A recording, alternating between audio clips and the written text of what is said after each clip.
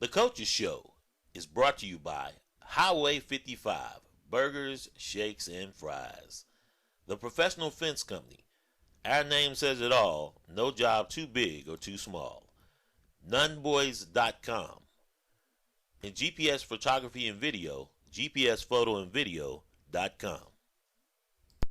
Welcome to the Coaches Show. I'm Glenn Young alongside Head Coach Tom Paris, Hal Nunn.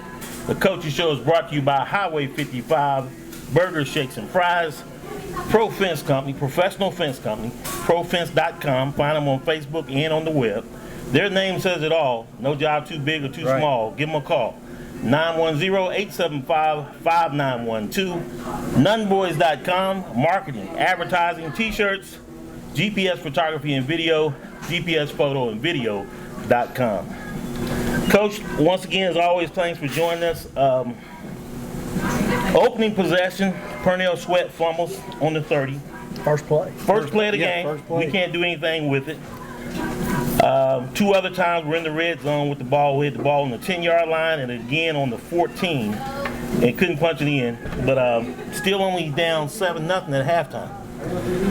When you look at it and you get down close like that, I guess you go 4 downs, they fumble the first game, the tempo is like, okay, the momentum is on our side. Then when you get down to the 10-yard line and you can't punch it in, is it play calling? Is it execution? I know that KJ Thorpe was quarterback at the end. It was definitely play calling Friday night. Did execution figure into it? You know, it did to a certain extent, but it was definitely play calling. And, you know, I addressed that somewhat sternly and you know, even on our long scoring drive, kind of took over the play calling on that drive. But that was a methodical drive. That one was one of the better ones I've seen this season. It was very methodical. I mean, it seemed like you guys had some sort of plan there. Another thing that I saw in the first few is how much more you involved Chase Jackson into the offense. Well, and you know, the sheer fact of the matter is that they had not seen us do a lot of indie pop on that play that we used Chase on, and you know, when it was so open the first time and to get down there close and be able to take advantage of it, because we did not have room to throw really anything else but slant, which if you notice, we came right back on the 2-point conversion and threw X alert. And you know, and one of our coaches told me that said he didn't think Casey could get inside the corner, and I said, trust me. I said, we just ran the ball all the way down here, popped him on the touchdown, that corner's flat-footed. Right. And sure enough, he got right inside of him, and, you know, and we banged it. And, you know, and I don't know, perhaps I should have taken over the play calling for the rest of the night. Well, when you come out there in the second half, we got that spark on the kickoff return. Chris Kabarczyk, you know, he runs it, you know, Casey Kabarczyk gets down on the 30, and then, of course, from Pugis to Jackson, what you just talked about, and then Kabarczyk comes back and gets the 2-point conversion. He's been out there he's been around the ball all year long. No doubt about it. When we saw, you know, on that drive that we scored on, you know, and I noticed that they were trying to play man coverage, so there was no safety on the roof. Right. I don't know if y'all saw that, but I couldn't, not from the ground. You know, there was no deep third guy. There were no deep half players. So it was open. It was wide open. It was just a matter on the X alert of just Casey just sticking it and getting inside of the corner. Right. And with that, and our rule on X alert is if the corner's inside of him, you know, he's got to run a fade. And Coach Walworth told me that's our rule. And I quickly reminded him we don't have room to run a fade right here. So Casey, you know, he knows to stick the slant, and he did, and it worked. It worked perfectly. But yeah, we got to do a better job calling plays. And you know, Chase Jackson caught one across the middle on that drive going down, and then of course the touchdown. Play calling, execution, bottom line in a nutshell, red zone inefficiency. Radical red zone inefficiency. 8-7 in the fourth quarter, 6:35 left on the clock, and we're still in this game. The thing I had down was like, now we get down to the red zone and we stall on the 20-yard line, on Purnell Sweat's 20-yard line. Is that where the timeout came into play?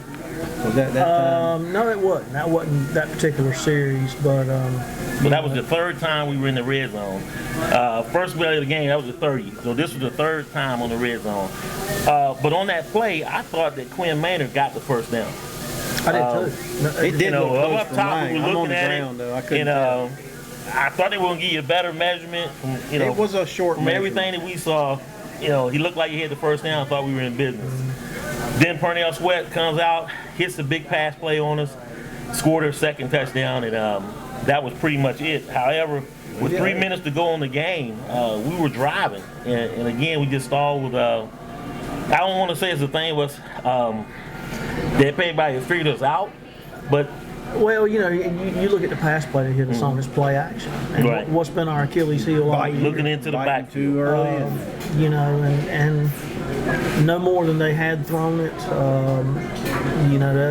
I tip my hat to John. He played it perfectly and Right. took advantage of our puppies in the secondary, and that's did. what they are. They're puppies. Yeah. And Just a young team, and maybe when you talk about play calling, Coach, are you limited to what you can call because of that? well, if you look at our scoring drive and you go back and look at how we ran our pin play and how we ran our ISO. I think we are, but we weren't necessarily respectful of the limitations that we have as much as we were on that one particular drive.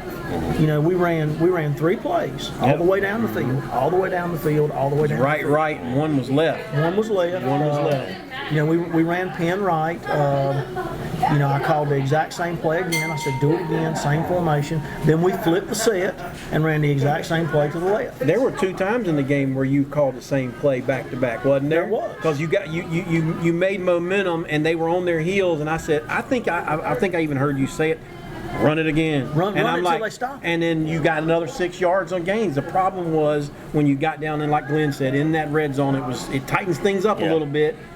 And these young guys sometimes can freeze up a little. Well, the thing I got to do a better job of with our coaches, obviously, it was evidenced Friday night, is there are times when creativity is overrated, and when you can whittle down and isolate what you're effective at, and ride that pony to the finish line. That's what you got to do. Yeah. It appeared to me that you guys had an opportunity. It's more or less a missed opportunity, I think. But when you have those young kids, it's a building stone. It's a stepping stone. It's got to be. It's certainly it is. It's not an enjoyable one. Well, heck no. It's a learning process. It's a learning process. We got some young coaches too. Yeah. It's a learning process for a lot of our coaches, and even though and not playing Jacob was a game time decision. Yeah. Prior to the game, he was dressed and ready to go. And you pulled him back. Well, actually, after conferring with Coach Schmidt, she just was not confident. Right. She was not confident. We had not gotten enough snaps out of him in practice. Well, you got to get him in practice too. You need to see how well he's doing, No right? doubt That's about part it. of the rules, right? And the thing I told Jacob, because I asked him, I said, what do you want to do? And he said it, just like a true warrior would, I want to play. Right. Yeah. And my thing at the end of the day, I love winning. And I told Jacob, I said, I love winning. I said, but I love Jacob too. And, and I assured Jacob, you're going to be playing football somewhere next year. And if I were to make a decision to try and see what you could do tonight in an attempt to win a game and come out of this game not knowing that I may not have an opportunity to go next fall on a Saturday to watch you play football, That's hands down an easy decision for you to make. It's a very easy decision. Well, how is he this week? Does it look like he can make it? He is. He's had 3 good days. Good. We've subjected him to some serious contact.